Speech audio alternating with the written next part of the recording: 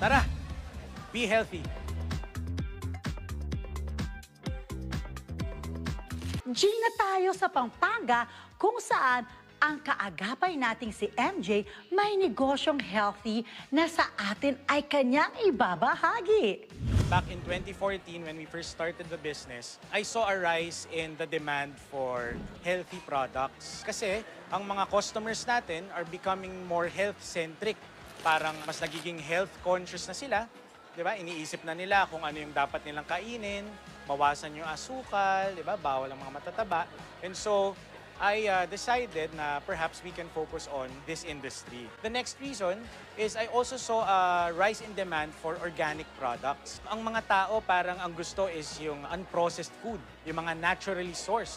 So apparently, konti pa lang nagsa-start nun, konti pa lang ang businesses na may ganun, and based on my experience, no, napatunayan kong effective, that's why I put it up here in Pampanga.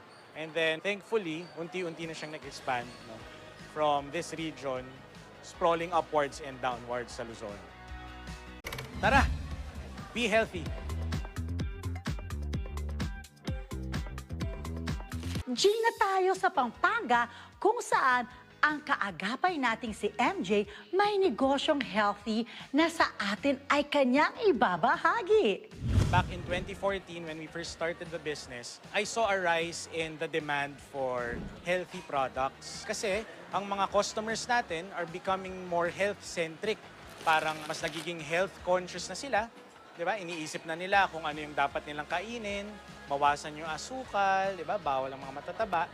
And so, I decided na perhaps we can focus on this industry. The next reason is I also saw a rise in demand for organic products. Ang mga tao parang ang gusto is yung unprocessed food, yung mga naturally sourced.